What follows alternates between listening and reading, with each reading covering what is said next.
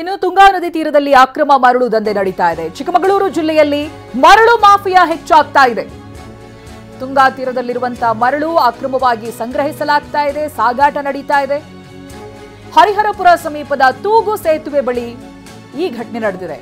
Koppa DYSP Balaji Singh ನೇತೃತ್ವದಲ್ಲಿ ದಾಳಿಯನ್ನ ಮಾಡಲಾಗಿದೆ. ಮರಳು ಅಡ್ಡೆಗಳ ಮೇಲೆ ಪೊಲೀಸರು ದಾಳಿ ಮಾಡಿದ್ದಾರೆ. ಲಕ್ಷಾಂತರ ರೂಪಾಯಿ ಮೌಲ್ಯದ ನದಿ ತೀರದ ಮರಳನ್ನ ವಶಪಡಿಸಿಕೊಂಡಿದ್ದಾರೆ. ಅರಣ್ಯ ಪ್ರದೇಶದ ವ್ಯಾಪ್ತಿಯಲ್ಲಿ ಮರಳು ಸಾಗಾಣಿಕೆ ಮಾಡಲಾಗ್ತಾ ಇತ್ತು. ತುಂಗಾ ನದಿ ತೀರದಲ್ಲಿ ಅಕ್ರಮ ಮರಳು ದಂಧೆ ನಡೀತಾ ಇತ್ತು. ಪೊಲೀಸರು ದಾಳಿಯನ್ನ ನಡೆಸಿದ್ದಾರೆ. ಲಕ್ಷಾಂತರ ರೂಪಾಯಿ ಮೌಲ್ಯದ ಮರಳನ್ನ ವಶಕ್ಕೆ ಪಡೆದಿದ್ದಾರೆ. ಘಟನೆ ನಡೆದಿರುವಂತಹ ಸ್ಥಳದ ದೃಶ್ಯಗಳನ್ನು ಗಮನಿಸ್ತಾ ಇದ್ದೀರಾ. ಚಿಕ್ಕಮಗಳೂರು ಜಿಲ್ಲೆಯಲ್ಲಿ ಮರಳು ಮಾಫಿಯಾ ಹೆಚ್ಚಾಗ್ತಾ ಇದೆ. ಅಶ್ವಿತ್ ಈ ಬಗ್ಗೆ ಮಾಹಿತಿಯನ್ನ ಕೊಡ್ತಾ ಹೋಗ್ತಾರೆ ನಮ್ಮ ಪ್ರತಿನಿಧಿ.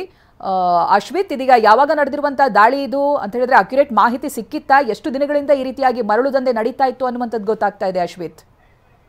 ಖಂಡಿತವಾಗ್ಲೂ ಏನು ಕಾಫಿನಾಡು ಚಿಕ್ಕಮಗಳೂರಿನಲ್ಲಿ ಮರಳು ಅಭಾವ ಸೃಷ್ಟಿಯಾಗಿರುವಂತದ್ದು. ಇದರಿಂದಾಗಿ ತುಂಗಾ ತೀರದಲ್ಲಿ ಅಕ್ರಮವಾಗಿ ಮರಳನ್ನ ಕದ್ದು ಸಾಗಾಟವನ್ನ ಮಾಡಲಾಗ್ತಾ ಇರುವಂತದ್ದು. ಪ್ರಮುಖವಾಗಿ ತುಂಗಾ ನದಿಯ ತೀರ ಏನಿದೆ, ಚಿಕ್ಕಮಗಳೂರು ಜಿಲ್ಲೆಯ ಕೊಪ್ಪ ತಾಲೂಕಿನ ಹರಿಹರಪುರದ ತೂಗು ಸೇತುವೆ ಏನಿದೆ, ಅಲ್ಲಿ ಕೋಟ್ಯಾಂತರ ರೂಪಾಯಿ ಮರಳನ್ನ ಒಂದು ದಾಸ್ತಾನನ್ನ ಮಾಡಲಾಗಿತ್ತು. ಜೊತೆಗೆ ಆ ಒಂದು ಜಾಗದಿಂದ ರಾತ್ರೋರಾತ್ರಿ ಅರಣ್ಯ ಪ್ರದೇಶದಲ್ಲಿ ಏನು ಮರಳನ್ನ ಸಾಗಾಟವನ್ನ ಮಾಡ್ತಿದ್ರು. ಈ ಬಗ್ಗೆ ನಿರಂತರವಾಗಿ ಚಿಕ್ಕಮಗಳೂರಿನ ಪೊಲೀಸ್ ಇಲಾಖೆಗೆ ಒಂದು ದೂರು ಬರ್ತಾ ಇತ್ತು. ಹಿನ್ನೆಲೆಯಲ್ಲಿ ಮರಳು ಮಾಫಿಯಾವನ್ನ ಕಡಿವಾಣ ಹಾಕುವ ನಿಟ್ಟಿನಲ್ಲಿ ಪೊಲೀಸರು ಒಂದು ದಾಳಿಯನ್ನ ಮಾಡಿರುವಂತದ್ದು.